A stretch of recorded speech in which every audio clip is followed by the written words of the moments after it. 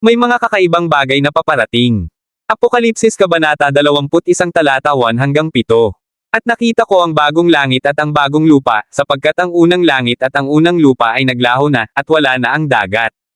At ako, si Juan, ay nakita ko ang banal na lungsod, ang bagong Jerusalem, na bumababang galing sa Diyos mula sa langit, na nakahandang gaya ng isang babaeng ikakasal na inayusan para sa kanyang asawa. At narinig ko ang isang malakas na tinig mula sa langit na nagsasabi, narito, ang tabernakulo ng Diyos ay nasa mga tao. Siya'y maninirahan kasama nila, at sila'y magiging bayan niya, at ang Diyos mismo ay sa kanila at magiging Diyos nila. At papahirin ng Diyos ang bawat luha sa kanilang mga mata, at hindi na magkakaroon ng kamatayan, ni kalungkutan, ni pag-iyak, ni kirot, sapagkat ang mga dating bagay ay lumipas na. At ang nakaupo sa trono ay nagsabi, narito, ginagawa kong bago ang lahat ng bagay. At sinabi niya sa akin, isulat mo, sapagkat ang mga salitang ito ay tapat at totoo. At sinabi niya sa akin, naganap na. Ako ang Alpha at Omega, ang simula at ang wakas. Sa nauuhaw ay magbibigay ako ng walang bayad mula sa bukal ng tubig ng buhay. Ang magtatagumpay ay magmamana ng lahat ng bagay, at ako'y magiging Diyos niya, at siya'y magiging anak ko. Ipinapakita ng Apokalipsis Kabanata 21 talata 1 hanggang 7 ang isang makapangyarihang larawan ng bagong langit at bagong lupa na darating. Inilarawan dito ang isang mundo na lubos ng binago, isang daigdig kung saan wala ng luha, sakit, dalamhati, o kamatayan. Isang lugar kung saan ang mismong presensya ng Diyos ay maninirahan kasama ng sangkatauhan, at siya mismo ang magpapahid ng bawat luha sa ating mga mata. Ang mundong ito ay magiging tahanan ng kapayapaan, katwiran, at kabanalan. Maiisip mo ba ang hiwaga, kaluwalhatian, at kamangha-manghang tagpo ng inilarawan sa Apokalipsis Kapitulo 21? Ang pangitain ng bagong Jerusalem na bumababang mula sa itaas, ang banal na lungsod, ay tunay na nakabibighani. Ang lungsod ay magiging napakalaki, napakaganda, at manliliwanag sa kaluwalhatian ng Diyos. Kikislap ito na parang pinakamahalagang hiyas, malinaw na tulad ng kristal. Ang bagong Jerusalem ay magkakaroon ng napakataas na pader at 12 tarangkahan, at sa bawat tarangkahan ay may isang anghel, at ang pangalan ng 12 lipi ng Israel ay nakaukit. Ang mga pundasyon ng pader ng lungsod ay dodimaitan ng iba't ibang uri ng mamahaling bato, at ang mga lansangan nito ay yari sa dalisay na ginto, na malinaw na parang salamin. Sa bagong paglikhang ito, wala ng templo, sapagkat ang Panginoong Diyos na makapangyarihan sa lahat at ang kordero ang mismong templo nito.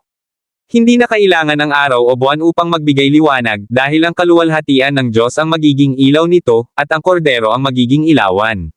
Sabi sa Apokalipsis Kapitulo 21 versikulo 16. Ang lungsod ay parisukat ang anyo, at ang haba nito ay gaya rin ng lapad. Sinukat niya ang lungsod gamit ang panukat, 12,000 furlong, ang haba, lapad, at taas ay magkakapareho. Ayon sa talatang ito, ang bagong Jerusalem ay inilalarawan bilang isang napakalaking kubo na may sukat mula 1,400 hanggang 1,500 milya ang haba, lapad, at taas, depende sa salin ng Bibliyang ginagamit. Upang mailarawan ito ng mas malinaw, isipin mo ang mapa ng Estados Unidos. Ang sukat ng lungsod ay katumbas ng pagguhit ng isang parisukat mula Miami, Florida hanggang Boston, Massachusetts, tapos pakanluran hanggang Minneapolis, Minnesota, pababa sa Texas, at pabalik sa Miami. At hindi lang ito malawak sa lupa, kundi umaangat din ng 1,400 hanggang 1,500 milya pataas, lampas na sa himpapawid at papunta na sa espasyo. Maiisip mo ba kung gaano kaantig-antig at kahimala-himalang masaksihan ang nakita ni Juan? Ang ating mga isipan ay halos hindi kayang unawain ang isang estrukturang ganoon kalaki na bumababang mula sa itaas. Ang bagong Jerusalem, na may sukat na ganito kalaki at kamangha-mangha, ay tunay na magdudulot ng pagkamangha at pananibik sa ating lahat. Isipin mo ang mga kakaiba at kamangha-manghang nilalang na iyong makikita kapag ang tabernakulo ng Diyos ay nasa piling na ng mga tao, at ang Diyos ay nananahan na kasama ng sangkatauhan. Sa gitna ng mga nilalang na ito ay masasalubong natin ang mga cherubim may 4 na mukha, isang mukha ng tao, isang leon, isang baka, at isang agila. Mayroon silang mga kamay na tulad ng tao, 4 na pakpak, mga binting tuwid, at mga paang kasing kinang ng makinang na tanso. Ang buong katawan nila, likod, mga kamay, at mga pakpak, ay natatakpan ng napakaraming mata. Isipin mong makita ang ganitong mga nilalang sa presensya ng Panginoon. Ang tanawin ay magiging kakaiba ngunit kahanga-hanga, magpupuno sa atin ng matinding pagkamangha at paggalang. Ngunit ang pinakamakapangyarihang bahagi ng Apokalipsis 21 ay ito, makikita natin ang Diyos. Ang mismong kaisipan na masilayan ang makapangyarihang Diyos, ang sinaunang ng mga araw, ay lampas sa anumang salita. Ang mga damdamin nating mararanasan, kagalakan, paggalang, pagkamangha, ay hindi mailalarawan. Ang makatayo sa presensya ng Diyos at makita siya ng mukhaan ay siyang sukdulang katuparan ng ating pananampalataya at pag-asa. Ang Apokalipsis 21 ay nangakong darating ang isang araw na walang katulad, isang araw kung kailan ang mga dating bagay ay lilipas, at ang lahat ng bagay ay gagawing bago. Isang araw ng napakalaking kaluwalhatian at kagalakan, kung saan tayo ay maninirahang kasama ng Diyos sa kanyang banal na lungsod, ang bagong Jerusalem.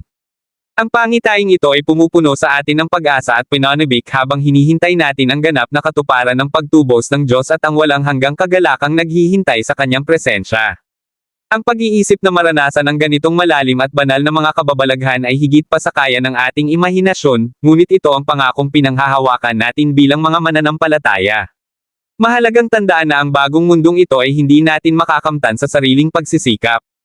Itinuturo ng Biblia na ang bagong mundong ito ay kaloob ng Diyos, ipinagkakalob sa atin sa pamamagitan ng kanyang biyaya at awa. Efeso Kabanata 2:8-9. Sapagkat sa biyaya kayo'y naligtas sa pamamagitan ng pananampalataya, at ito'y hindi mula sa inyong sarili, ito'y kaloob ng Diyos, hindi sa pamamagitan ng gawa, upang ang sinuman ay huwag magmapuri. Ang kaligtasan at ang bagong mundo ay kaloob, hindi natin ito kayang kitain, kundi tinatanggap natin ito mula sa Diyos. Walang sino man ang sapat na mabuti para sa langit, ngunit sino man ay maaaring tumanggap ng libreng kaloob ng Diyos. Sapagkat si Kristo ay namatay para sa buong sangkatauhan, para sa lahat ng lahi at pinagmulan. Sa mundong ito, nasasaksihan natin ang maraming kakaiba at nakababahalang pangyayari. Biglaang sakunang natural, kaguluhang politikal, ekonomikong pagyanig na nagdudulot ng paghihirap, at laganap na moral na pagbulok. Madaling panghinaan ng loob at mag-alala dahil sa mga pangyayaring ito. Ngunit bilang mga mananampalataya, dapat tayong kumapit ng mahigpit sa katotohanang ang Diyos ay soberano at may kontrol sa lahat ng bagay. Maaari tayong magtiwala sa kanyang pangako na gagawing bago ang lahat, at darating ang bagong langit at bagong lupa para sa lahat ng nananalig sa kanya. Pinaalalahanan din tayo na tayo ay hahatulan ayon sa ating mga gawa. Tinawag tayong mamuhay sa katwiran, kabanalan, at pagsunod sa mga utos ng Diyos. Ang mga magtatagumpay ay magmamana ng bagong mundong ito at makakaranas ng malapit at walang hanggang pakikipag-ugnayan sa Diyos sa kanyang banal na tahanan. Sinasabi ng Apokalipsis Kapitulo 21:1-3 ang tungkol sa bagong langit at bagong lupa na papalit sa luma. Ang bagong mundong ito ay magiging lugar kung saan ang Diyos ay mananahan kasama ng kanyang bayan. Maninirahan siya kasama nila, sila'y magiging bayan niya, at ang Diyos mismo ay sa kanila bilang kanilang Diyos.